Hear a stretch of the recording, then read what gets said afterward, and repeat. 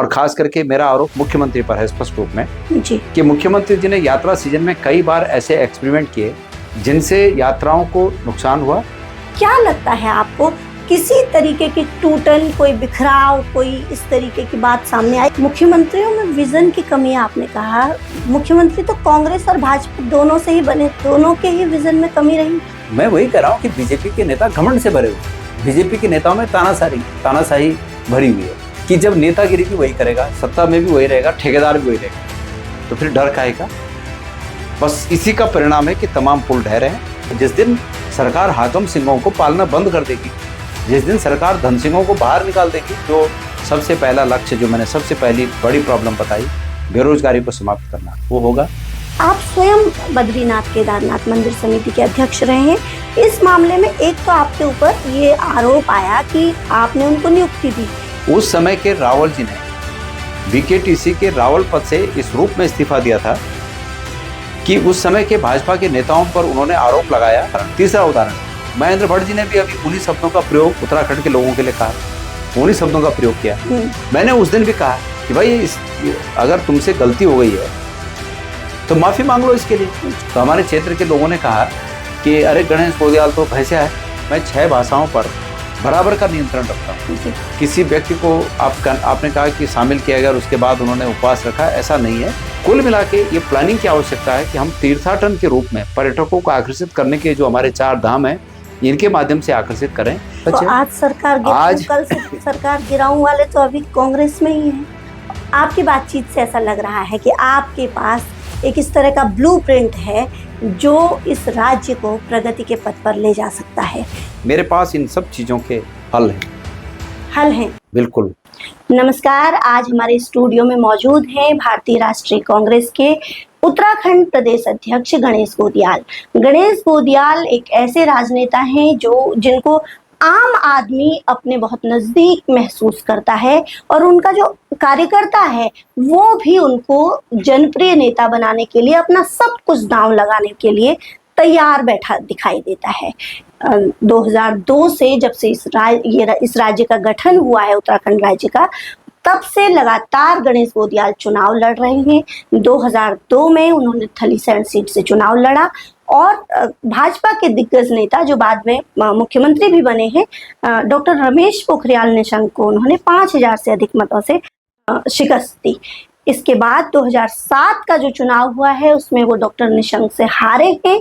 इसके बाद 2012 के चुनाव में उन्होंने डॉक्टर धन सिंह रावत को शिकस्त दी और श्रीनगर सीट, तब थलीसैंण श्रीनगर में शामिल हुआ है और श्रीनगर सीट में उन्होंने उनको मात दी है। उसके बाद जो 2017 और 2022 के चुनाव हैं, जिसमें कांग्रेस को इस प्रदेश में गहरे झटके लगे हैं और पूरे देश के भीतर जो मोदी के नाम पर जो चुनाव लड़े गए हैं उसमें गणेश गोदियाल को भी अपनी सीट गंवानी पड़ी है दोनों चुनाव में। और जो 2022 का जो चुनाव रहा है उसमें वे बहुत कम अंतर से हारे हैं, मात्र 587 वोटों से उन्हें हार मिली। इसके बाद जो 2024 का लोकसभा चुनाव हुआ है वहां भी वो अनिल बलूनी से हारे हैं। इस सब के बावजूद पार्टी ने उनके ऊपर बहुत बड़ा भरोसा दिखाया है। 2022 में वो पहले बार प्रदेश अध्यक्ष चुने गए कांग्रेस के और अभी दोबारा 2025 में एक भरोसा जताया, जब कांग्रेस को चारों तरफ से एक तरह से हम कह सकते हैं चारों खाने चित होने वाली स्थिति दिखाई दे रही थी पूरे देश के भीतर। ऐसी स्थिति में पार्टी को संभालने के लिए, पार्टी को एक नए तेवर के साथ उभारने के लिए और पार्टी के कार्यकर्ताओं में जोश भरने के लिए गणेश गोदियाल को ये कमान दी है प्रदेश अध्यक्ष की। और अभी जो चुनाव 2027 में जो चुनाव होने वाला है विधानसभा का, उसमें किस तरीके से गणेश गोदियाल कांग्रेस को फिर से न सिर्फ उभारने का जिम्मा संभाले हुए हैं, बल्कि उनके ऊपर एक बड़ी जिम्मेदारी है कि वो उत्तराखंड के भीतर कांग्रेस की सरकार को पुनः स्थापित करें, जिस तरीके से 2002 और 2012 में उत्तराखंड के भीतर कांग्रेस की सरकार रही है। गोदियाल जी नमस्कार। नमस्कार। नमस्कार आपको, नमस्कार आपके दर्शकों को भी नमस्कार जी। हम सीधे मुद्दे की बात करते हैं क्योंकि आपका भी बड़ा व्यस्ततम कार्यक्रम है और उस व्यस्ततम कार्यक्रम में आप हमारे स्टूडियो तक पहुंचे, आपका आभार। हम जानना चाहेंगे कि आपके पास वो कौन से 3 मुद्दे हैं जिनको लेकर आप आगामी जो 2027 का चुनाव है उसमें लोगों के पीछे? देखिए, मुद्दे तो बहुत हैं, जी लेकिन उत्तराखंड राज्य बनने के बाद जो आकांक्षा, जो उम्मीद, जो सपने लोगों ने पाले थे, जी वो अधिकांश धराशायी हुए। जी आप सब जानते हैं कि उत्तर प्रदेश में रहते हुए एक आंदोलन चला, जी और वो आंदोलन पहले तो इस रूप में चला कि हमारी अनदेखी हो रही है, लेकिन धीरे धीरे वो आंदोलन इस रूप में आगे बढ़ा कि हमें अब इससे कम किसी कीमत पे नहीं मानना है कि हमें अलग राज्य चाहिए। अनदेखी होने के पीछे जो लोगों की बातें थी वो ये थी कि नौकरियों में जिस प्रकार से उस समय की सरकारें भेदभाव करती थी और हमारे लोग वंचित रह जाते थे, तो वो एक बहुत बड़ा मुद्दा था। और उसके परिणाम स्वरूप आंदोलन हुआ, अलग राज्य की मांग हुई। हालांकि राज्य सन 56 से प्रारंभ हो गई थी, लेकिन लोगों ने इसके लिए लामबंद होकर जो आंदोलन किया वो उसी समय शुरुआत हुई। और अंततोगत्वा सभी पार्टियों की मदद से उत्तराखंड राज्य अस्तित्व में आया। राजनीतिक दल, सभी राजनीतिक दलों के मदद से ये उत्तराखंड राज्य अस्तित्व में आया। अब इतने समय बीतने के बाद आज लोग फिर वही महसूस कर रहे हैं कि हम अपने राज्य में भी अपनी आकांक्षा सफल होते हुए नहीं देख पा रहे हैं। तो मैं समझता हूँ कि जो 3 आपने मुद्दों की बात की, वो सबसे बड़ा मुद्दा यही है कि बेरोजगारी, ये सबसे बड़ा मुद्दा है। मैं आपके चैनल पे इस बात को बताना चाहता हूँ, पिछली बार जब 1-1.5 साल पहले केदारनाथ उपचुनाव था, तो मैं केदारनाथ उपचुनाव के समय पार्टी के प्रत्याशी के प्रचार में केदारनाथ विधानसभा में गया था। वहाँ एक लमगोंडी गांव है। लमगोंडी गांव में हम जब प्रचार के लिए गए तो महिलाओं ने, हमारी बहनों ने वहाँ बहुत ही करुणामय बात कही और अपनी स्थिति बताई कि हमारे गांव की स्थिति यह है कि करीब 100 से ऊपर बच्चे हैं जिनकी 35 से 40 वर्ष आयु हो गई है और वो अविवाहित हैं। तो मैंने पूछा उन्हें कि क्या हो गया है ऐसा, कि क्या अविवाहित क्यों रह गए? तो उन बहनों ने कहा कि उनके बच्चे इसलिए अविवाहित हैं कि उन्हें रोजगार नहीं है कोई। और जब बेरोजगार हैं तो फिर शादियां नहीं होती हैं। और मैं ये समझता हूँ कि यदि किसी माँ बाप के सामने शाम को रोटी खाते हुए अगर कोई अविवाहित 40 साल का बेरोजगार बेटा सामने बैठा हो, बिल्कुल, तो निश्चित रूप में उस पिता और उस माँ के 2 रोटी के बजाय वो 1 ही रोटी खाएंगे, उनकी भूख मर जाएगी। तो अगर ऐसी स्थिति में राज्य बनने के बाद भी अगर हम गुजर रहे हैं तो ये सबसे बड़ा मुद्दा प्रदेश का है। बेरोजगारी को समाप्त करना सबसे बड़ा मुद्दा। दूसरा मुद्दा है, मैं समझता हूँ कि दूसरा मुद्दा, उत्तराखंड राज्य पर्वतीय राज्य है और इस पर्वतीय राज्य में पर्वतीय राज्य की स्थायी राजधानी का मसला अभी तक हल नहीं हुआ, जो कि ये दर्शाता है कि राजनीतिक दलों की इच्छा शक्ति उस स्तर की मजबूत नहीं है कि कोई इस प्रदेश का कोई सर्वमान्य नेता बन सके और वो किसी चीज को फाइनल करे और लोग उसको माने। ऐसा लगता है कि जैसे नेतृत्व विहीन प्रदेश है। तो उत्तराखंड राज्य की राजधानी का मुद्दा मैं दूसरा सबसे बड़ा मुद्दा समझता हूँ और मेरी दृष्टि में इस पहाड़ी राज्य की राजधानी के लिए सबसे उपयुक्त स्थान गैरसैंण है। ये सॉल्यूशन हमारी तरफ से है। मैं समझता हूँ कि गैरसैंण सबसे उपयुक्त स्थान है। 2 मुद्दे ये हैं। तीसरे मुद्दे अनेक हैं, लेकिन आज जब आधारभूत सुविधाओं में सड़क, बिजली और ये जो कम्युनिकेशन के स्किल्स हैं, कम्युनिकेशन के जो साधन हैं, वो काफ़ी डेवलप हो गए। ऐसे में स्वास्थ्य सुविधाओं का विकास समानांतर रूप से उस स्तर तक नहीं हुआ जिस स्तर तक बिजली और सड़क और कम्युनिकेशन के साधनों की मैंने बात की। जितने वो डेवलप हुए उतने स्वास्थ्य के साधन डेवलप नहीं हुए। तो ये तीसरा जो मुद्दा है मेरा, ये सबसे बड़ा मुद्दा है जो मैं मानता हूँ कि ये चीज़ों पर ध्यान दिया जाना चाहिए। और निसंदेह इन सब प्रॉब्लम्स के सामने हम एक मुख्य विपक्षी दल होने के नाते हमारा ये फर्ज बनता है कि हम इसके सॉल्यूशंस बताएं। मैं जनता से ये वादा करता हूँ कि हमारी सरकार बनने पर मेरा सबसे पहला लक्ष्य, जो मैंने सबसे पहली बड़ी प्रॉब्लम बताई, बेरोजगारी को समाप्त करना, वो होगा। दूसरा, राजधानी के मुद्दे को सॉल्व करना होगा, जो कि गैरसैंण के रूप में स्थायी राजधानी बनाने की बात मैं कर रहा हूँ। और तीसरा, स्वास्थ्य सुविधाओं में बेहतरी लाने का प्रयास करना होगा। ये जी। 3 बातें मेरी तरफ से मैं समझता हूँ कि मुख्य बातें हैं। जी। बाकी तो एडमिनिस्ट्रेशन की बातें हैं। पेपर लीक होना ये कोई मुद्दा है? ये मुद्दा इसलिए है कि सरकार जानबूझ के पेपर लीक कराती है। सरकार ने हाकम सिंह पाल रखे हैं, इसलिए ये मुद्दा है। जिस दिन सरकार हाकम सिंहों को पालना बंद कर देगी, जिस दिन सरकार धन सिंहों को बाहर निकाल देगी, जो 1000 पद कोविड के टाइम पे नोएडा में भर रहे हैं, जब इनको बाहर निकाल देगी सरकार, जो भी सरकारें आएंगी, तो ये अपने आप ये मुद्दे ठीक हो जाएंगे। ये मुद्दे तो सरकार के द्वारा कितनी बड़ी बेशर्मी के साथ कारोबार कर रहे हैं ये पेपर लीक करने का। तो इसलिए मैं समझता हूँ कि बाकी एडमिनिस्ट्रेटिव लेवल पे जो चीज़ें हैं, महिला अपराध की बात है, जिस दिन सरकार ठीक हो जाएगी, मुख्यमंत्री हार्ड हो जाएंगे, उस दिन पुलिस अपने आप ठीक हो जाएगी। तो ये बाकी तो अपने आप ठीक हो जाएंगे, लेकिन जो प्रदेश को सबसे बड़े मुद्दे जो 3 आपने कहे, मैंने उनका जिक्र किया। जी। 3 मुद्दों की हमने बात कही, तो वास्तव में ये जो 3 मुद्दे हैं, उसके अलावा शिक्षा है, और आपने भी कहा कि बहुत सारे हैं, बातें बहुत सारी हैं। गोदियाल जी, जैसे कि मैंने आपका परिचय देते हुए भी कहा कि जनता भी आपको बहुत नज़दीक अपने महसूस करती है। क्या आपने कभी ऐसा, आपके साथ कोई वाक़या हुआ कि आपने भी इस बात को महसूस किया हो? मैं तो हमेशा महसूस करता हूँ।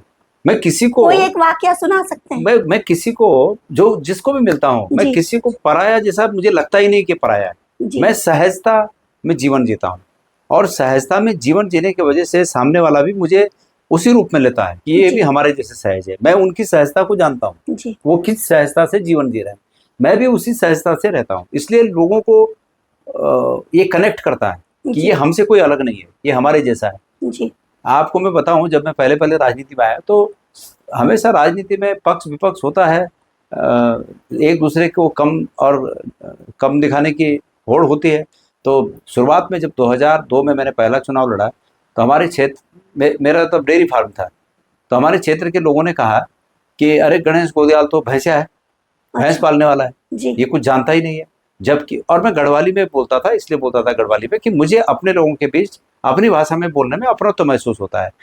मैं 6 भाषाएं जानता हूँ, मैं 6 भाषाओं पर बराबर का नियंत्रण रखता हूँ। जी। गढ़वाली, और इस अपनी जो मेरी भाषा है, हिंदी, इंग्लिश, मराठी, गुजराती और भोजपुरी, जी। ये 6 भाषाएं मैं बोल सकता हूँ, पढ़ सकता हूँ, लिख सकता हूँ। और इन 6 भाषाओं को जानने के बाद, हालांकि इसमें से हमारी जैसे गढ़वाली है, ये बोली है, भोजपुरी बोली है, बाकी भाषाएं हैं, लेकिन इसके बावजूद मैं अपने लोगों से अपनी भाषा में बात करना पसंद करता हूँ, आज भी पसंद करता हूँ। जी। लोगों ने मुझे उसके लिए ये ठहरा दिया कि बीजेपी वालों ने कि ये तो कुछ जानता ही नहीं, ये कमतर है। लेकिन समय के साथ साथ धीरे धीरे जब लोगों से मेरा साक्षात्कार हुआ, तो तब सबने माना कि भाई ऐसी बात नहीं है। और मैं ये कोई नहीं, ये स्थापित नहीं करना चाहता कि मैं कोई बहुत विद्वान आदमी हूँ, लेकिन ये जरूर मैं कहना चाहूँगा कि इस प्रदेश में बनने वाले तमाम विधायक, जितने भी लोग बने हैं, जी। उनके समान एवरेज जानकारी का व्यक्ति तो मैं हुई। आपने एक चीज और कही जी। कि कोई ऐसा आपको वाकया हुआ जी। कि जिससे आपको ये लगा हो कि भाई अपनों तो लोगों से, मेरा हर दिन इसी में गुजरता है। जी। मैं हर किसी की परेशानी को, दुख को महसूस करते हुए उस व्यक्ति का साथ देने की कोशिश करता हूँ, जी। और ऐसे वाकये हर दिन मेरी जिंदगी में आते हैं। कई सारे लोगों से मिलना है, तो हाँ। कई सारे वाकये घटित होते हैं। अच्छा, दूसरी बात जो मैंने कही कि आपका जो कार्यकर्ता है, वो आपके लिए सर्वस्व न्यौछावर करने के लिए तैयार है। हालांकि इस तरीके के आरोप भी कई बार लगते हैं कि गोदियाल जी गलत तरीके से नहीं जाते, तो वो हमारी मदद कुछ नहीं कर पाते हैं। इसके बावजूद, इस सब के बावजूद भी अभी आपको 10 महीना हो गया है प्रदेश अध्यक्ष बने हुए, कार्यकारिणी का विस्तार इस तरीके से क्यों लटक रहा है? क्या मालूम आपका ये शो पब्लिश होने से पहले कार्यकारिणी आ जाए। अच्छा, मतलब तो मेरा कहने का मतलब ये है कि हमारी तरफ से ये कोई विलंब नहीं है, लेकिन चूंकि हाईकमान को सभी पक्षों को देखना होता है। जी। पूरे 13 के 13 जिलों में कौन कौन हमारे प्रमुख नेता लोग हैं, कौन कौन हमारे प्रमुख कार्यकर्ता हैं, किसको क्योंकि स्थान तो सीमित होते हैं, जी। तो उसमें चुनना होता है, इसलिए उसमें समय लगा। लेकिन हमारी तरफ से पूरा मसौदा जहाँ जहाँ से भी हमें प्रतिवेदन आए, हमने हमारे हाईकमान को बहुत पहले भेज दिए। तो मतलब कार्यकारिणी की राह अब मैं घंटों पर निर्धारित है। मैं अभी जब आपके देहरी पे कदम रख रहा था तो आपने जी देखा होगा मैं फोन पे बात कर रहा था। जी फोन पर मैं यही बात कर रहा था हमारे दिल्ली ऑफिस को जी कि भाई इसको जल्दी करिए, जी यही बात कर रहा था। तो जी, उन्होंने कहा कि बस कुछ घंटों की बात है, तो मैं इसीलिए कह रहा हूँ कि वही हो मैं सकता समझ है पा रही हूँ आपकी आपके बात पब्लिश से। होने से पहले जी ये जी हो जी। जाए।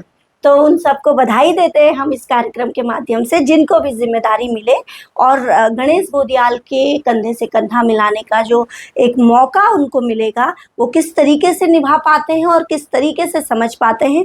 निसंदेह गणेश गोदियाल को लेकर हमने पहले ही कह दिया है कि कार्यकर्ता बहुत भावुक भी है और बहुत समर्पित भी है। हम आगे बढ़ते हैं अपने अगले सवाल की तरफ। हम जानना चाहेंगे कि आपके पास हरीश रावत जैसा राजनेता है, जो धरती से जुड़ा हुआ राजनेता है और मुख्यमंत्री भी वो पूर्व में रह चुके हैं। ऐसे व्यक्तित्व को जो अभी देखा गया कि कुछ लोगों की जब एंट्री कांग्रेस के भीतर हुई तो उन्होंने सार्वजनिक तरीके से एक वो उपवास का कार्यक्रम और वो सब रखा। उसके बाद देखा जा रहा है कि उनको उतना वो सक्रिय नहीं है कांग्रेस के आयोजनों में, कुछ एक आयोजनों को छोड़ करके।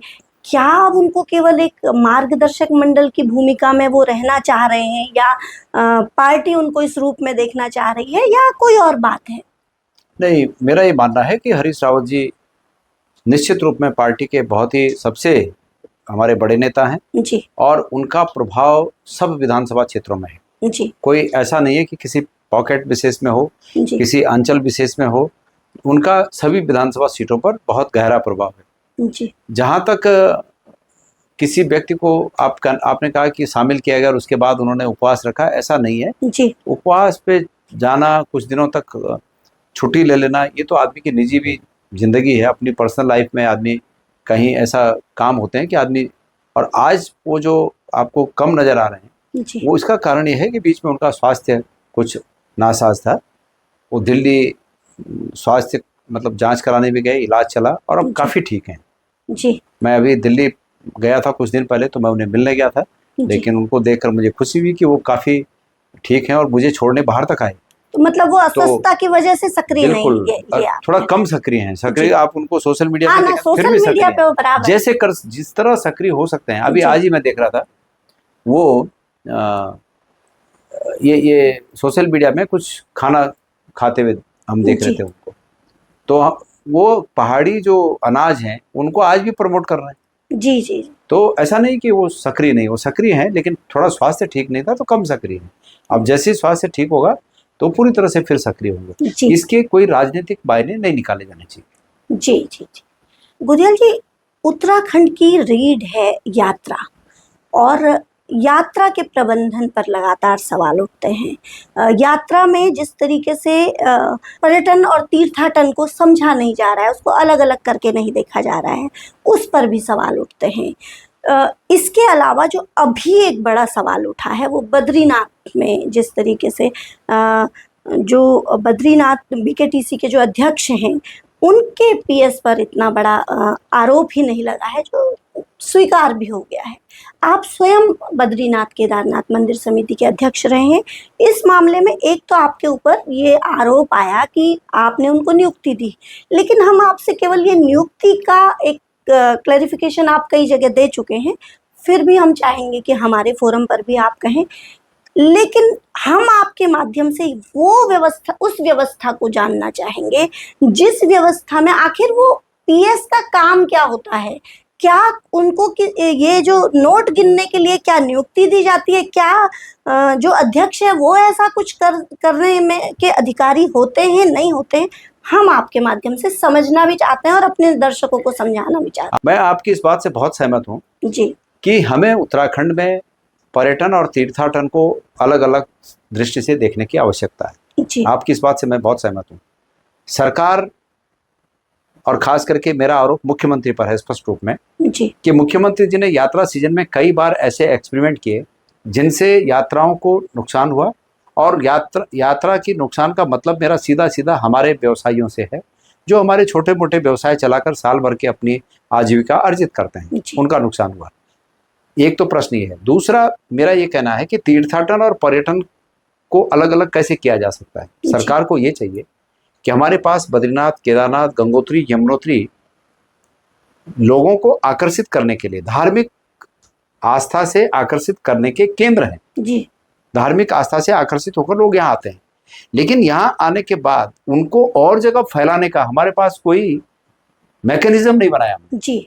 माना कोई व्यक्ति बद्रीनाथ आता है, सरकार कहती है कि भाई 50 लाख लोग आ गए, जी। एग्जाम्पल बोल रहा हूँ मैं। जी। अगर 50 लाख लोग बद्रीनाथ आ गए तो बद्रीनाथ में दर्शन के बाद हमारे पास ऐसा आधारभूत ढांचा हो पर्यटन का जी। कि वो पर्यटन के लिए फिर वहां से 100-200 किलोमीटर इधर उधर भी जा सकें। बिल्कुल। वो चीज नहीं हमने अभी तक प्लान में रखी है। जी। प्लान ही नहीं किया, प्लानिंग ही नहीं है हमारी वो सब।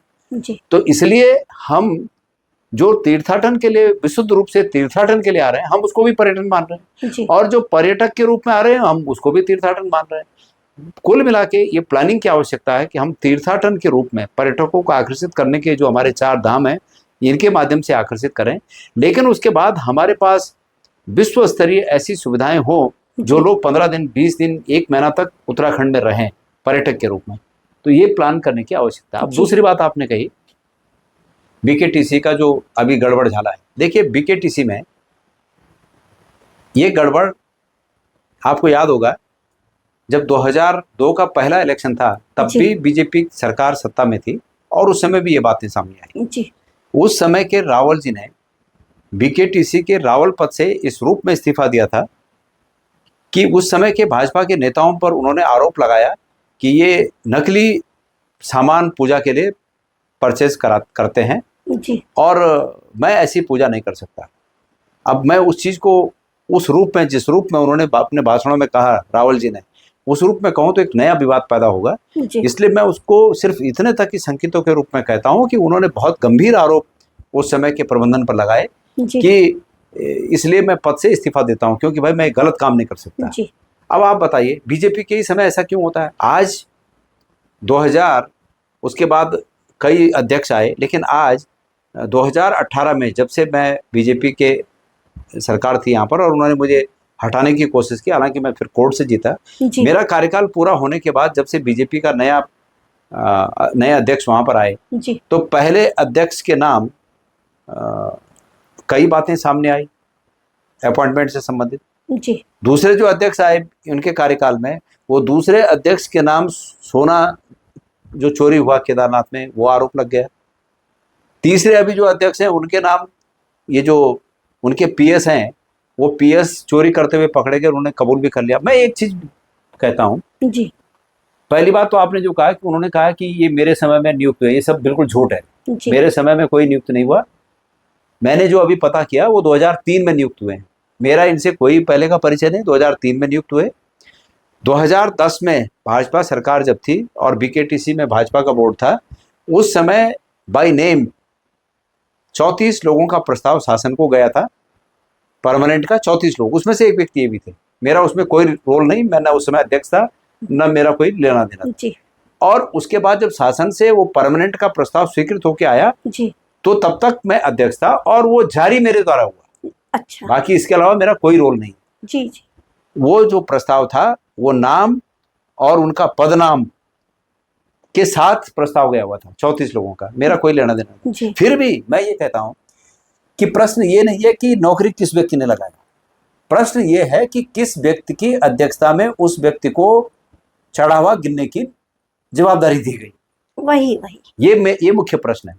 मेरे पे बीजेपी के लोग और अध्यक्ष तमाम बातें कर रहे हैं। क्या मेरे पे आरोप क्या लगा रहे हैं? गणेश गोदियाल ने मंदिर बनाया, गणेश गोदियाल ने किसी स्कूल को सहायता कर दी, आर्थिक सहायता, वो वहां के उसमें है, नियम में है।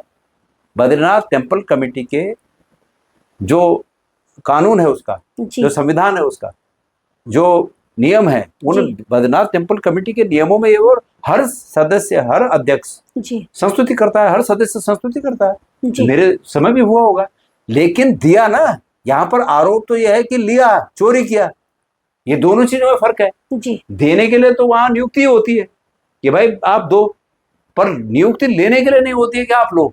इन पर आरोप है लेने का। देना कोई गलत काम नहीं है, देने के लिए वहां प्रावधान है, बिल्कुल। लेने के लिए प्रावधान नहीं है, चोरी के लिए प्रावधान नहीं है। इन्होंने चोरी की है, अच्छा, ये स्पष्ट आरोप है। हाँ, अब हाँ, देखिए, हमने तो उनको बहुत भरपूर मौका दिया। मैं बीजेपी के प्रत्येक नेता को जी, जो गंभीर आरोप लगने होते हैं उससे पहले भरपूर मौका देता हूं कि उसको ठीक कर लें। जी, मैं 2-3 एग्जाम्पल आपको बताऊंगा। जैसे इसी मामले में जी, जब ये आरोप सामने आए, कोई भैरव सेना है या ऐसा कुछ एक संगठन है, नरसिंह सेना या भैरव है सेना, भैरव सेना है। हाँ, जी, उनके द्वारा जब ये सामने आई बात, तो मैंने तब स्टार्ट में ही इस पर कोई बुरा रिएक्ट नहीं किया। उस समय अध्यक्ष को ये चाहिए था, जी, अगर वो इसमें संलिप्त नहीं है तो वो तत्काल इंक्वायरी के लिए सरकार को लिखते और ये कहते कि तब तक मैं अपने पद से किनारे रहूंगा, सभी दायित्वों से किनारे रहूंगा। जी, लेकिन मुझे उनके एक्ट पर शक तब हुआ जब मुझे बीकेटीसी के अंदर से ये पता लगा कि इन्होंने उस बात को दबाने के लिए बहुत कोशिश की और सीसीटीवी कैमरों की भी वो साफ की कि भाई इसको डिस्ट्रॉय करिए, जी, और सिर्फ 8 दिन के सीसीटीवी के फुटेज वहां मिल पाए, बाकी के उन्होंने डिस्ट्रॉय कर दिए थे। अच्छा, तो मुझे जब ये बात लगी तो तब तो मैं श्योर हूं कि ये उनके निर्देश पर हुआ है। मैं ये कह रहा हूं कि मैं किसी चीज पर हूं और मेरे अंडर में काम करने वाला कोई व्यक्ति अगर गलत करे और मैं उसमें शामिल नहीं हूं तो मेरा एक्ट ये होना चाहिए कि उसके खिलाफ इंक्वायरी हो ढंग से।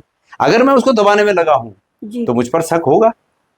तो आज वो शक के दायरे में इसलिए हैं कि वो लगातार इन चीजों को दबाने में रहे, और जब लगातार दबाने में रहे, हम रोज देखते रहे कि वो इनको दबाने में लगे हैं। उसके बाद जो दूसरे व्यक्ति वहां पर अरेस्ट हुए उन्होंने बहुत स्पष्ट कहा कि मैं अध्यक्ष जी के जो निजी सचिव हैं उनके कहने पर मैंने ये चोरी की है। तो आप अब बचता क्या है? और उसके बाद भी बेशर्मी से पद पर बने हुए हैं। अब पद पर क्यों बने हुए हैं? इसमें दो बातें हैं, या तो वो खुद इस्तीफा दे देते या धामी जी उनको हटा देते। लेकिन अब धामी जी की पोल वो जानते हैं, धामी जी को डर है कि कहीं ये मेरी पोल ना खोल दें, और अध्यक्ष जी को ये भरोसा है कि भाई जब तक मैं खुद इस्तीफा नहीं दूंगा तो मेरा कोई क्या बिगाड़ देगा। मुझे तो यहां तक लोगों ने बताया कि यमकेश्वर में चुनाव लड़ने की इच्छा के चलते बद्रीनाथ के नाम पर कई सामान मंगाए जाते हैं, चावल दे दो, आटा दे दो, दाल दे दो, और उनको कोई यमकेश्वर में जमा किया जाता है। मैंने तो यहां तक सुना। मैं भी वहां अध्यक्ष रहा, लेकिन हम शुचिता के साथ रहे। मैं आपको एक वाकया बताता हूं। जी, वहां जो सबसे बड़ी पूंजी है, मैंने जो महसूस किया वो ये है कि जो अध्यक्ष बनता है वो चाहता है कि बड़े बड़े देश के जो बड़े बड़े लोग हैं उनसे मेरा परिचय हो जाए। जी, वो सबसे बड़ी पूंजी बनाने का एक वहां मौका रहता है। जी, मतलब किसी बड़े व्यक्ति से संपर्क भी पूंजी होती है। जी, तो एक बार मेरे अध्यक्ष काल में, 6.5 साल के अध्यक्ष काल में बहुत बतेरे लोग वहां आए, जी, लेकिन मैं कभी किसी को एंटरटेन करने नहीं गया। लेकिन एक बार ऐसा हुआ कि मैं बद्रीनाथ में अपने कार्यालय में बैठा था और अंबानी जी आए। अच्छा, लोग मेरे पास ले आए, लोगों ने मुझे सूचना दी कि अंबानी जी आ रहे हैं। लेकिन मैं और अध्यक्षों की तरह कोई आधा किलोमीटर आगे या गेट तक उनकी अगवानी के लिए नहीं गया।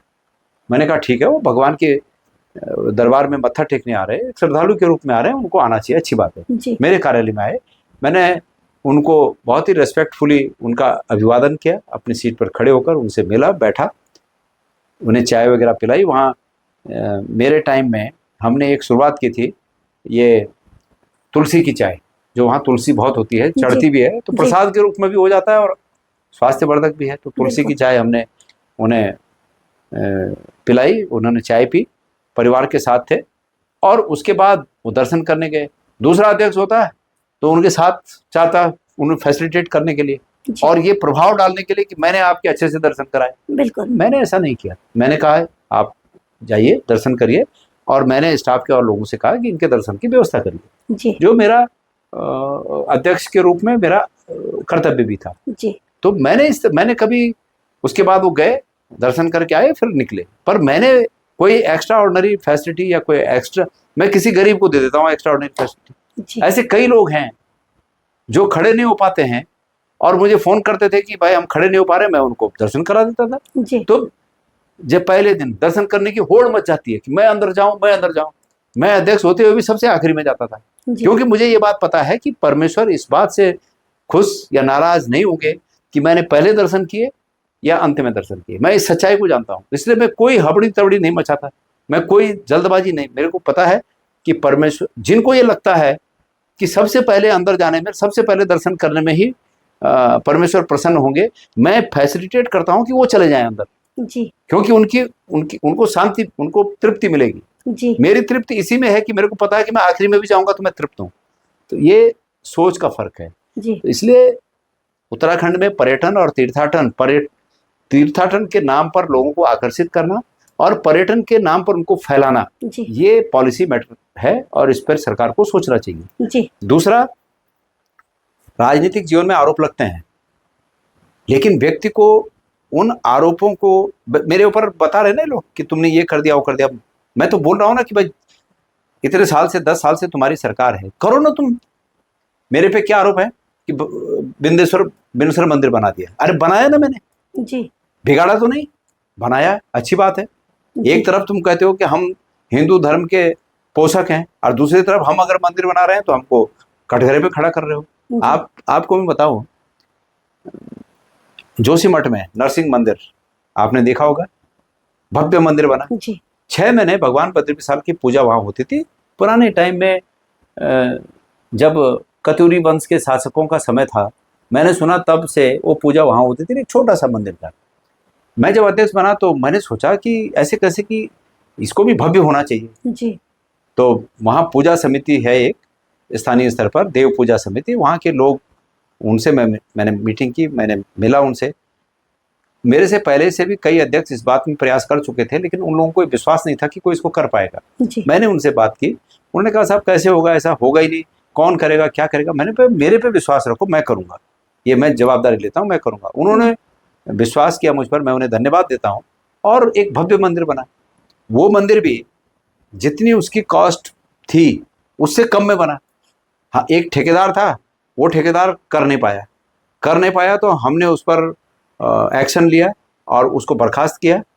नियम में ये था कि बर्खास्त अगर कोई ठेकेदार होगा तो उसका जो वो था, मतलब आज तक का बिल था या EMD होता है या सिक्योरिटी डिपॉजिट होता है, वो सब जब्त किया मंदिर समिति ने। मेरे को अच्छा नहीं लग रहा था कि मेरे पास वो अधिकार था कि मैं उसको दे देता वापस, लेकिन मेरे पे आरोप लगता, तो मैंने उस डर से उसको वापस नहीं किया, जब्त किया। हालांकि मुझे उसके लिए वो था कि नहीं करना चाहिए था उसका, इसलिए कि वो भी लॉस करके गया वहाँ। मतलब वो उसने टेंडर भर दिया और उसको अनुभव था नहीं मंदिर बनाने का।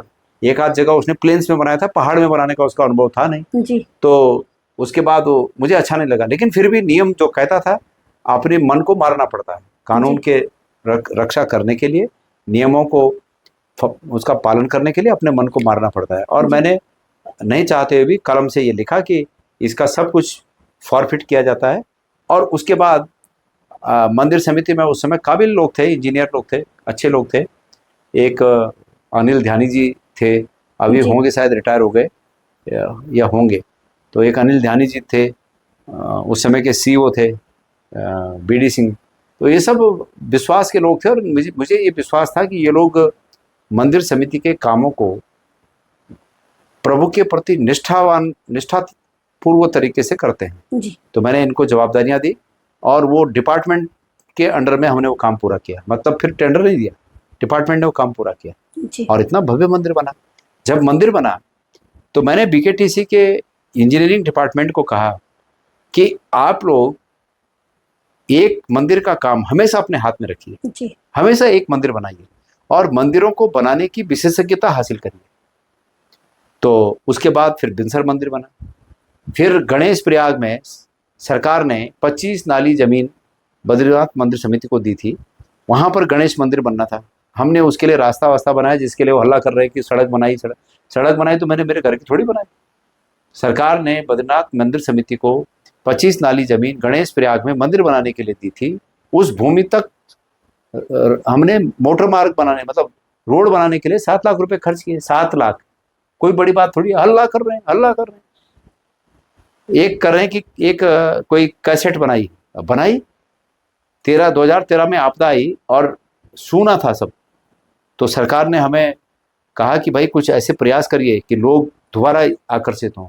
तो हमने एक 4 धाम के रूप में एक छोटी सी डॉक्यूमेंट्री फिल्म बनाई और उसका भी हमने ये कहा कि उस पर 12 लाख रुपए अगर खर्च हुए तो 12 लाख भी जाया नहीं जाना चाहिए।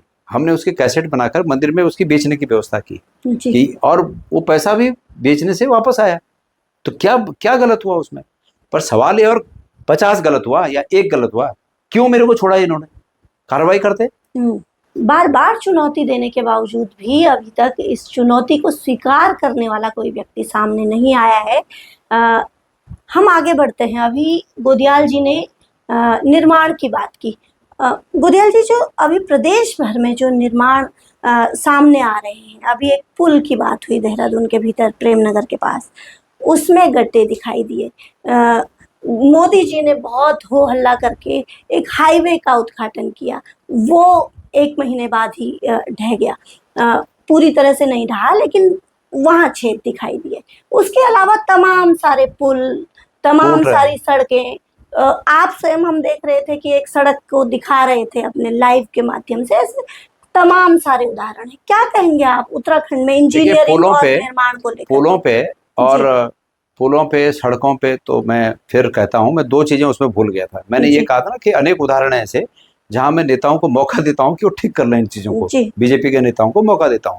दूसरा उदाहरण ये है कि प्रेमचंद अग्रवाल जी ने जब विधानसभा में उत्तराखंड में पहाड़ी लोगों के लिए एक अपशब्द का प्रयोग कर दिया था जी। तो मैंने उसी दिन तत्काल ये कहा कि समय के साथ साथ जैसे घंटे, 2 घंटे, 3 घंटे बीते हैं और बात का बतंगड़ बन जाए, उससे पहले माफी मांग लें, ये कहा मैंने जी। लेकिन उन्होंने माफी नहीं मांगी पहले। अब माफी नहीं मांगी तो बात उग्रता की ओर फैलते गई और अंततः इस्तीफा देना पड़ा। अभी ये दूसरा उदाहरण। तीसरा उदाहरण, महेंद्र भट्ट जी ने भी अभी 19 शब्दों का प्रयोग उत्तराखंड के लोगों के लिए कहा, 19 शब्दों का प्रयोग किया। मैंने उस दिन भी कहा कि भाई अगर तुमसे गलती हो गई है तो माफी मांग लो इसके लिए जी। तो उन्होंने भी माफी नहीं मांगी। और उसके बाद उन्होंने उनका तो बहुत ही अलग रवैया है। वो क्या कह रहे हैं कि मैंने वो शब्द नहीं कहा, मैंने कहा सारों को, जो कि वहां खप ही नहीं रहा था। सब सारों को उन्होंने विशुद्ध रूप से वही कहा जो लोगों ने सुना, और जो वो कह रहे हैं वो लोगों ने सुना ही नहीं। तो ये इस तरह की, हमने उनको पहले ही पैसेज दिया कि भाई आप इसके लिए माफी मांग लो। कल ही यहीं श्रीनगर में एक व्यक्ति ने मुझे SIR पर पूछा जी। मैंने SIR पर कहते हुए एक जगह पर SRI कह दिया जी। अब मैं उसको जबरदस्ती ये बोलूं कि नहीं मैंने ठीक बोला? हाँ भाई, गलत बोल गया मैं स्वीकार कर लिया। मैंने कहा गलत बोल गया, भारत में और उत्तराखंड में निहित कानूनों के तहत उसमें सजा दी जाए मुझे कि मैंने SIR को SRI कह दिया। कुछ नहीं उसके लिए, पर गलत बोला तो उसको बोलो ना कि हाँ मेरे मुंह से गलत निकला भाई, SIR बोलना था, SRI बोला, गलत है। मैं वही कह रहा हूँ कि बीजेपी के नेता घमंड से भरे हुए हैं। बीजेपी के नेताओं में तानाशाही भरी हुई है। तो ये घमंड और तानाशाही का जब मेल होता है तो इसी रूप में रिएक्ट करते हैं नेता लोग। अब आपकी दूसरी बात आई, देहरादून के पुल के बारे में आपने बात की। देखिए है ये कि जब नेतागिरी भी वही करेगा, सत्ता में भी वही रहेगा, ठेकेदार भी वही रहेगा, तो फिर डर काहे का? बस इसी का परिणाम है कि तमाम पुल ढह रहे हैं।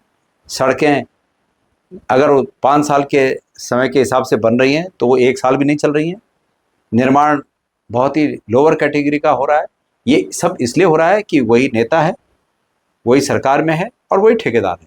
वहाँ पर भी यही है, जो ठेकेदार है उसका संबंध सत्ताधारी पक्ष से इस रूप में बताया जा रहा है कि वो बीजेपी के देहरादून जिले की पदाधिकारी हैं, इस रूप में बताया जा रहा है। और इस बात के 2 पक्ष हैं, इस निर्माण में खामियों के 2 पक्ष हैं। एक तो ये पक्ष ये है कि नेता भी वही है, नेता भी वही है, ठेकेदार भी वही है, सरकार भी वही है। एक तो ये पक्ष है जी। और दूसरा पक्ष है एग्जीक्यूशन, उस काम को कराने वाले इंजीनियर, जवाबदेह लोग। अब वो नेताओं के नीचे दबे हुए हैं। उनको इतनी हिम्मत नहीं है कि वो बोलें कि भाई तुमने क्या करना है, मेरा ट्रांसफर ही करोगे ना, भेज मुझे उत्तरकाशी, भेज पिथौरागढ़ में, वहां जाने को तैयार हूं, पर मैं गलत नहीं करूंगा। अगर इस तरह हो अधिकारी तो तब तो गलत ना हो, लेकिन अधिकारी भी कॉम्प्रोमाइज कर रहे हैं क्योंकि उनसे कॉम्प्रोमाइज करवाया जा रहा है सरकार के द्वारा। और वो भी ये देख रहे हैं कि जब ये सब लूट रहे हैं तो बहती गंगा में हम भी हाथ धो लेते हैं। तो हर जगह कॉम्प्रोमाइज है, इसलिए ये स्तर हो गया है। ये पुल की मैं बात करूं, ये जो पुल अभी, मैं कुछ दिन पहले जब इसका निर्माण चल रहा था, मैं वहां से गुजरा जी। मैंने उसी दिन और उसी ने कई पुल बन रहे हैं, मैंने वहां ये महसूस किया कि उन पुलों ने धंसना है। उसका कारण मैं बताऊं, होता यह है कि जो मेन पुल होता है जी, उस पुल तक जाने के लिए जो ऐसे हाइट की तरफ जो रोड बनती है ना, मतलब जी। धीरे धीरे धीरे हाइट की तरफ बनती है रोड और फिर पुल शुरू होता है। जी। तो उस हाइट को भरने के लिए जिस मटेरियल का प्रयोग होता है उसको जी। आरबीएम कहते हैं। जी। वो आरबीएम में रोड़ा भी होता है, रेत भी होता है, पत्थर भी होता है, हल्की मिट्टी भी होती है। जी। लेकिन मैंने देखा कि वो तो प्योर मिट्टी से ही भर रहे थे। जी। मिट्टी का एक कैरेक्टर है कि मिट्टी पानी पड़ने पे पिघलती है, जी। आरबीएम पिघलता नहीं है। आरबीएम पानी पड़ने पे रिसता है, जी। पानी रिसता है, आरबीएम नहीं रिसता। अब आरबीएम अपनी जगह पे रहता है लेकिन पानी रिस जाता है। जी। लेकिन मिट्टी जब रिस मतलब पानी जब पड़ता है मिट्टी में तो मिट्टी भी रिसती है साथ में, वही वहां हुआ। बिल्कुल। और ऐसे कई पुलों में है। अब उस इंजीनियर को जो वहां पर एग्जीक्यूटिव इंजीनियर रहे होंगे, ए रहे होंगे, चे ही रहे होंगे, उनका काम था कि वो जो फिलिंग हो रही है, जो जी। भरनी हो रही है उसमें, वो मिट्टी ना हो, आरबीएम ही हो जो कि प्रोविजन में था। जी। लेकिन उन्होंने कॉम्प्रोमाइज किया वहां पे, क्योंकि नेता का ठेका है। जी। अब नेता का ठेका है और सत्ता पक्ष के नेता का ठेका है तो कैसे बोले।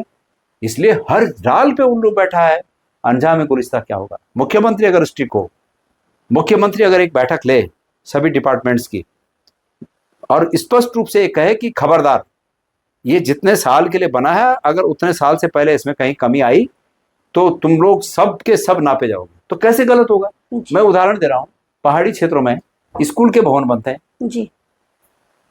आज बनते हैं और 4 साल नहीं चलते, तो ये क्या है। जी। इसलिए इन सब चीजों के लिए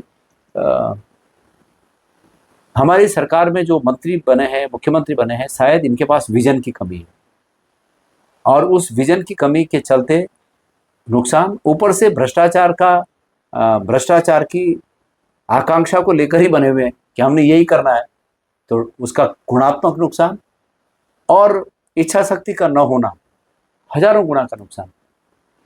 मैंने जो कहा आपको पहले, सबसे पहले कि बेरोजगारी समाप्त करना, मैं ये समझता हूं पहाड़ी जिलों से पलायन होकर जो मैदानी जिलों पर भार पड़ रहा है, अगर हम पहाड़ी जिलों के पलायन को रोक दें तो मैदानी जिले भी बहुत खुशहाली महसूस करेंगे। जी। क्योंकि वहां के संसाधनों में अभी बंटवारा, पलायन की वजह से बंटवारा होना पड़ रहा है, लेकिन अगर हम पलायन को रोक दें तो वो भी खुशहाल होंगे और पहाड़ भी खुशहाल होगा। और इस चीज के लिए कोई बहुत बड़े अमाउंट की जरूरत नहीं है मेरी दृष्टि में। अगर मेरे पास ये दायित्व हो तो मैं 7,000 करोड़ रुपए खर्च पर पहाड़ में बेरोजगारी समाप्त कर सकता हूं। और 7,000 करोड़ रुपए का बंदोबस्त करना सरकार के लिए कोई बड़ी बात नहीं है। जी। हम सरकारी खर्चों में, मतलब सरकारी खर्चों में कटौती करके 3,500 करोड़ रुपए बचा सकते हैं। मैंने हर तरह का कैलकुलेशन कर रखा है, ऐसे नहीं बोलता मैं। जी।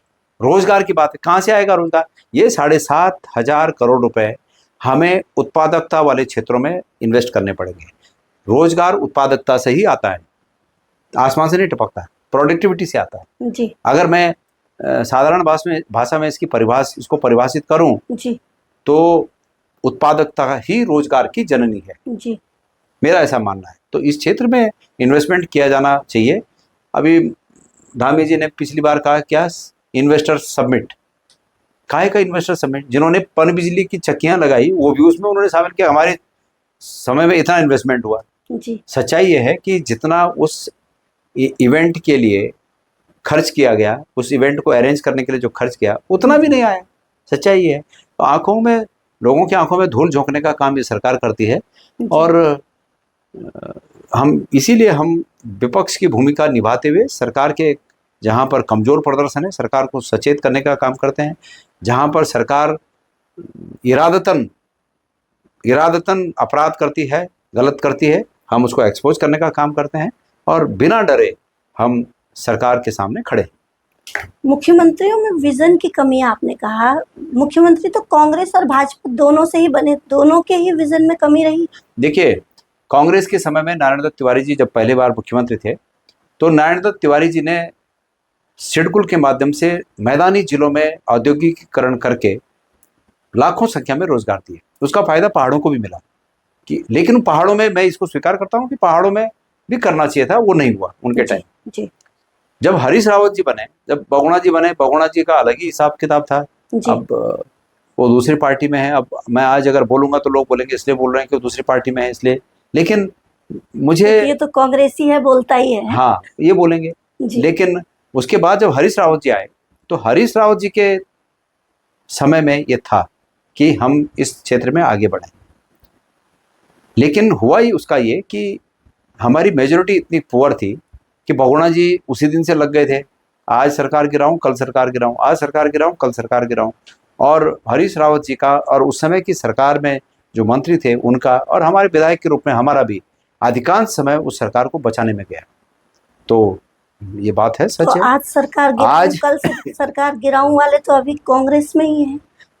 ऐसा है कि और अगर कुछ लोग जो आज फिर कांग्रेस में हैं, अगर जी। वो पिछली गलतियों को समझ गए हैं कि भाई गलती थी उनकी, उन्होंने खुलेआम भी इस बात को कहा कि गलती थी, तो मैं समझता हूं कि अब उस बात को दोबारा रिपीट करने की आवश्यकता नहीं। पर मैं जी। प्रदेश की जनता से एक निवेदन करना चाहता हूं कि लोकतंत्र में जितनी दिक्कतें हैं उन दिक्कतों का एक ही समाधान है, वो समाधान है बदलाव, परिवर्तन।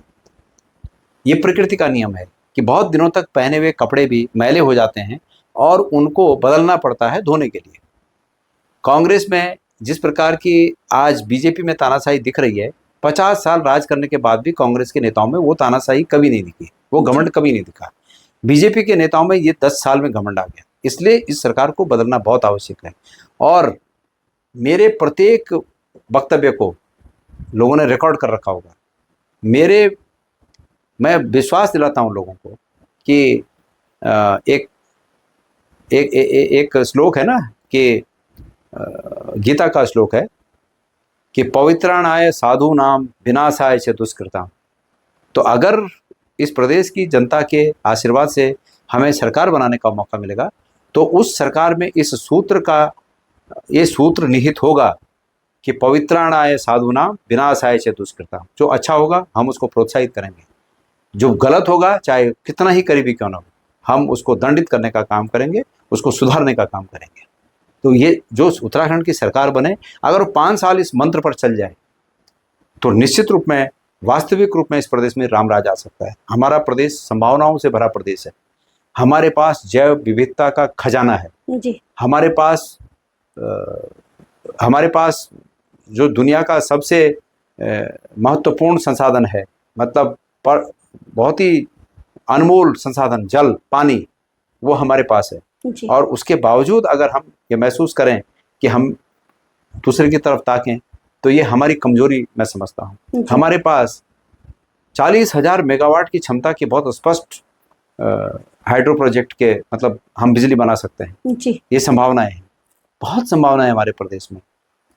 जैव विविधता के आधार पर मैंने कहा कई प्रकार के हम फल पैदा कर सकते हैं, अलग अलग हाइट हैं, तो बहुत सी चीजें हो सकती हैं जी। लेकिन इच्छा शक्ति की कमी मैंने इसलिए कहा और उस इच्छा शक्ति को मजबूत करने के लिए, दृढ़ करने के लिए ये वर्तमान में है। दामी जी मुख्यमंत्री सुन ले मेरे इस श्लोक को कि पवित्राणाय साधुनाम विनाशाय च दुष्कृताम। अगर ये भावना उनकी होती तो अंकिता भंडारी का हत्यारा जेल में होता, लेकिन उनका उल्टा है, उनका है पवित्राणाय दुष्कृताम विनाशाय च साधुनाम, उनका ये मंत्र है।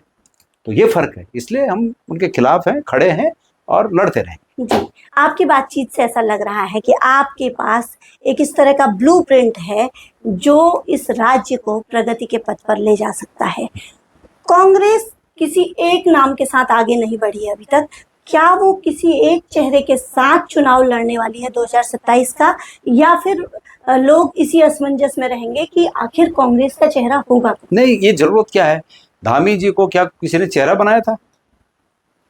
धामी जी को चेहरा आज मुख्यमंत्री हैं, हम भाजपा के पद चिन्हों पर नहीं चले, आज मुख्यमंत्री हैं और मुख्यमंत्री होने के बाद भी क्या बीजेपी ये घोषित करेगी कि धामी जी अगले मुख्यमंत्री होंगे? नहीं करेगी। तो ये कुछ चीजें ऐसी होती हैं कि जो रणनीति का हिस्सा होती है। और गणेश गोदियाल सरकार ले आए और अगर न भी बना किसी पद पर, लेकिन मेरे विचार, मैं अगर कुछ नहीं भी बना और सरकार ले आया, लेकिन उसके बावजूद फिर मेरे विचार उस सरकार की नीतियां होंगी। ये महत्वपूर्ण है। जनता को डिलीवरी चाहिए, मैं ये समझता हूं और मैं जनता को विश्वास दिलाता हूं कि मेरे ये विचार आने वाली कांग्रेस की सरकार की नीतियों में शामिल होंगे। जी जी। आपसे अब बहुत कम समय लेते हैं और एक तो ये सवाल है हमारा कि आपने 3 मुद्दे गिनाए कि हमने आपसे सवाल किया और आपने 3 मुद्दे गिनाए कि इस राज्य की बड़ी समस्याएं क्या हैं। अब वो 3 क्या विचार हैं आपके जो आप देने वाले हैं यदि कल की तारीख में आपको मुख्यमंत्री का ताज मिल जाता है, इस राज्य में कांग्रेस की सरकार आ जाती है? मेरी दृष्टि में वो जी। 3 बातें ये हैं कि ये प्रदेश जो 3 तकलीफों से जूझ रहा है, वो जी। तकलीफें हैं बेरोजगारी, राजधानी, दूसरा वो तकलीफ है राजधानी, इसलिए कि राजधानी पहाड़ में बनने से 50-100 किलोमीटर के दायरे का ऑटोमेटिक डेवलपमेंट होता है। बिल्कुल। उसकी तरफ जाने वाली सड़कें डेवलप होती हैं, उसकी जी। तरफ जाने वाली सड़कों के किनारे नागरिक सुविधाओं का विकास होता है, जी। उसकी तरफ जाने वाली सड़कों में नए नए औद्योगिक स्थानों की स्थापना होती है। जी। तो इसलिए राजधानी, और जी। नंबर 3 स्वास्थ्य सुविधाओं में बेहतरी, ये 3 जी। बहुत महत्वपूर्ण मुद्दे हैं जिन पे हमारा फोकस होना चाहिए। बाकी चीजों में मैंने ये कहा है, अभी स्कूल बहुत हैं, जी। तो अब स्कूल की व्यवस्था को ठीक करने के लिए क्या किया जाए? ये किया जाए कि एडमिनिस्ट्रेटिव लेवल पे जो हो सकता है उसको स्ट्रिक्टली फॉलो किया जाए। जी। ये आदेश देने की जरूरत है, इच्छा शक्ति की जरूरत है, और नीचे के जो काम करने वाले लोग हैं उन्हें लगे कि हमारा चीफ मिनिस्टर, हमारा शिक्षा मंत्री, हमारी सरकार डेडिकेटेड वे में काम कर रही है। जी। और जब उनको लगेगा कि हमारी सरकार डेडिकेटेड है तो वो भी डेडिकेटेड होंगे। जी। जब उनको लग रहा है कि ये सब वहां मजे कर रहे हैं, अपनी अपनी पेंशन, अपनी अपनी तनख्वाह खुद बढ़ा रहे हैं, जी। तो फिर वो भी ऐसे ही कर रहे हैं। आप बताइए ना कितना क्या। मैं श्रीनगर ही था उस दिन, जी। और एक धरने में मैं गया, वहां ये बात पता चली कि 8,000 में नौकरी करते हैं, और 8,000 में जल संस्थान में 8,000 में नौकरी करते हैं, वो भी 3-3 महीने नहीं तनख्वाह मिलती, और आंदोलन करते हैं तो उनको नौकरी से निकाल देते हैं। जी। तो मुझे लगा कि, और उसके बाद तब पता चला कि सरकार गैरसैंण में 3 दिन का सत्र आयोजित कर रही है, जी। और उसमें सिर्फ एक ही काम होगा कि तनख्वाह बढ़ेगी, पेंशन बढ़ेगी। जी। मेरी अंतरात्मा ने गवाही नहीं दी कि मैं इस बढ़ी हुई पेंशन को लूं। जी। तो मैंने कहा कि मैं नहीं लूंगा ऐसी पेंशन जहां किसी व्यक्ति की 8,000 महीने की तनख्वाह नहीं मिल पा रही है, जी। और ऐसे राज्य में मैं पेंशन बढ़ोतरी का जश्न मनाऊं। तो मैंने कहा कि ये गलत है, मैंने नहीं ली पेंशन। मैंने विधानसभा अध्यक्ष को लिख कर दिया, और मैं विधानसभा अध्यक्ष ने मुझ पर कृपा की कि विधानसभा अध्यक्ष ने उसके लिए आदेश जारी किया कि गणेश गोदियाल को छोड़कर बाकियों को ये बढ़ी हुई पेंशन दी जाती है। तो मुझे खुशी है इस बात की। लेकिन यही सब बातें हैं। देखिए, मैं ये चाहता हूं बीजेपी कांग्रेस सत्ता में आना जाना ये सब लगा रहेगा, लेकिन जो भी व्यक्ति सत्ता में हो, उस व्यक्ति की लोगों के लिए परिभाषा और अपने लिए परिभाषा अलग ना हो, वो एक ही हो। मुझे अगर भूख लगती है तो मैं ये महसूस करूं कि दूसरे को भी भूख लगती है। परिभाषा में फर्क कि भाई मुझे तो भूख लगती है लेकिन दूसरा तो भूखा भी रह सकता है, ये ठीक नहीं है। मैं वर्तमान सरकार में यही विसंगति देखता हूं। मैं वर्तमान सरकार के मन, कर्म और वचन में विविधताएं देखता हूं। एक रूपता का कहीं प्रश्न ही नहीं उठता, एक रूपता कहीं झलकेगी ही नहीं। तो इसलिए ये सब बातें हैं, और जिन बातों को मैं कह रहा हूं उनको अपने जीवन में भी उनको फॉलो करता हूं। जी। जंगली जानवरों से लोग बिल्कुल त्राही त्राही मची हुई है। कल ही सल्ट में एक घटना हुई है, और तमाम सारी पौड़ी तो इससे बेहाल है, ये आप देख रहे हैं। क्या है आपके पास इस तरीके का, क्या किया जाना चाहिए जो सरकार नहीं कर रही है? और देखिए, मेरे पास इन सब चीजों के हल हैं बिल्कुल। अब जैसे जंगली जानवरों की बातें हैं जी। अगर शहरी इलाकों में कुत्तों की संख्या को नियंत्रित करने के लिए कानून है जी, तो जंगलों में भी जानवरों की संख्या को नियंत्रित करने का कानून होना चाहिए जी। ये कोई भी एक प्रजाति, मतलब जानवरों की कोई एक प्रजाति, मैं बंदरों को ही ले लें हम जी। अगर बंदरों की संख्या बहुत ज्यादा हो गई तो उसका दुष्प्रभाव दूसरी चीजों पर पड़ेगा, इंसान का जीना मुश्किल हो जाएगा। तो उनको नियंत्रित करने के वैज्ञानिक पद्धतियों का विकास होना चाहिए, और हो सकता है। अब मैं माइक्रो लेवल पे नहीं जाऊंगा उसमें कि कैसे होता है, लेकिन उसमें भी हमने काम कर रखा है, वो भी हो सकता है जी। उसको नियंत्रित किया जा सकता है। ऐसे जो जंगली जानवर जैसे बाघ हैं और भालू हैं, इनकी संख्या को और इनकी लोकेशन को नियंत्रित किया जा सकता है। और उसके लिए मैंने कहा ना कि इच्छा शक्ति की आवश्यकता है। जहां चाह वहां राह, इनकी चाह नहीं है। अभी मैंने सुना कि सरकार ने कहा कि भाई लोग जंगल न जाएं, तो सरकार बैठ के सब कुछ कर दे, लकड़ी एक तरफ, सिलेंडर कितने का महंगा कर दिया। जी। सरकार कर दे कि भाई पहाड़ी इलाकों में सिलेंडर फ्री मिलेगा, आप जंगल न जाएं, जी। घास के लिए न जाएं, हम घास दे देते हैं, तो फिर तो लोग सोचेंगे कुछ। जी। हमारा और जंगलों का आज का रिश्ता नहीं है, हमारे और जंगलों का तब से का रिश्ता है जब से यहाँ पर मनुष्य आया होगा, जी। तब से वो जंगलों पर निर्भर रहा। आज भी डिपार्टमेंटों में जंगलों के अंदर हमारे हक निहित हैं। फॉरेस्ट जी। डिपार्टमेंट में हमारा हक निहित है। मेरे गांव का जी। हक हकूक बोलते हैं, हक हकूक निहित है, जी। तो वो बिना उसके नहीं चल सकता। जी।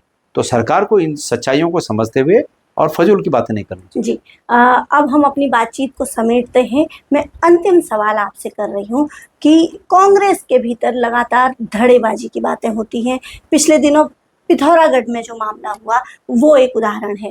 कार्यकारिणी का आप कह रहे हैं कि घंटों की बात रह गई है कि कार्यकारिणी गठित हो जाए, इसके बाद जब 2027 का चुनाव होगा तो फिर जो दावेदार हैं उनकी भी छटनी एक तरीके से होगी और प्रत्याशियों की घोषणा होगी। क्या लगता है आपको, किसी तरीके की टूटन, कोई बिखराव, कोई इस तरीके की बात सामने आई कि जब कांग्रेस में लालायित दिख रहे हैं लोग शामिल होने के लिए, और आपने कहा कि पहले जो गलतियां जो लोग कर चुके हैं वो यदि स्वीकार कर रहे हैं तो उनको शामिल किया जाना चाहिए। तो पूनम तिवारी एक उदाहरण है, यदि वो शामिल होना चाहती हैं, उनका नाम भी क्योंकि आ रहा है, तो क्या वो सब भुला दिया जाएगा जो पहले जो देखिए, कमी मेरी बात सुनिए, मेरा पूनम के प्रति, ये जी। तो पर्सनल बातें हो गई ना, जी। मेरा उसके प्रति कोई द्वेष नहीं है। जी।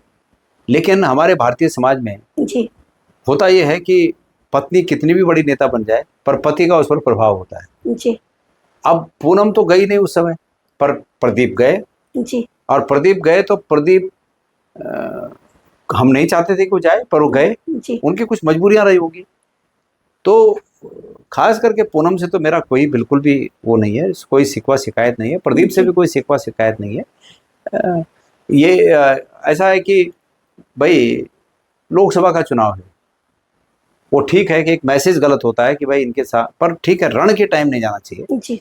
इससे क्या होता है कि आदमी की अपनी विश्वसनीयता भी खत्म होती है। जी। जैसे मनीष जी ने किया, ठीक लड़ाई के टाइम निकल गए, इससे अपनी विश्वसनीयता, जब भी वो चुनाव लड़ेंगे, जी। बीजेपी से लड़ें, किसी दल से लड़ें, जी। तो ये सब चीजें उस समय सामने आएंगी कि ये वो व्यक्ति हैं जो ठीक लड़ाई के टाइम पे पीठ दिखा के निकल गए। जी। तो इसलिए मेरा कोई पूनम से द्वेष नहीं है, वो मेरी बहन की तरह है। जिस दिन उसको आना होगा उसके लिए दरवाजे खुले हैं, और बाकी भाई व्यापार व्यवसाय, उसकी चिंता, वो उनका अपना पर्सनल मैटर है कि वो अपना निर्णय करें उन्हें क्या करना। जी। अगर वो प्रदीप ऐसी गलती उस समय नहीं करते तो पूनम आज यहाँ मेयर होती, लेकिन भाग्य भी तो है फिर। और मैं एक चीज बताऊं अंदर की, सच ये है कि पूनम बिल्कुल नहीं चाहती थी उस समय कि प्रदीप ऐसा करे, लेकिन मैंने कहा ना कि हमारे समाज में पति माननी पड़ती है, पति की बात नहीं मानेंगे तो फिर घर कैसे चलेगा। तो शायद उसी उहापोह में वो रही होगी, और इससे ज़्यादा मैं कुछ नहीं कहना चाहता। जी। तो ये हमारी बातचीत हुई है गणेश गोदियाल जी से, जो कि प्रदेश कांग्रेस कमेटी के प्रदेश अध्यक्ष हैं, और अपने व्यस्ततम कार्यक्रम में से बीते 8 दिनों से वो अपने पूरे क्षेत्र में दौरा कर रहे हैं, घर घर जा रहे हैं, लोगों से मिल रहे हैं। इसी बीच हमने भी उनसे थोड़ा समय चुराया है, इसी कारण हमारे सवाल भी उनसे लंबे हो रहे थे, लेकिन बातचीत के दौरान जो उन्होंने महत्वपूर्ण बातें की हैं और जो इशारा किया है, उन्होंने एक बहुत महत्वपूर्ण बात कही कि सैया भय कोतवाल तो फिर डर काहे का। उन्होंने कहा कि इस राज्य में अधिकारियों को और सत्ता में बैठे सत्तासीनों को किसी बात का डर नहीं रह गया है, और यदि जनता चाहती है कि अगले चुनाव के बाद कोई ऐसी सरकार काबिज हो जो उनके पक्ष की हो, जिसको कम से कम जनता से डर दिखाई दे, तो उसके लिए उन्हें कांग्रेस का हाथ चुनना ही होगा।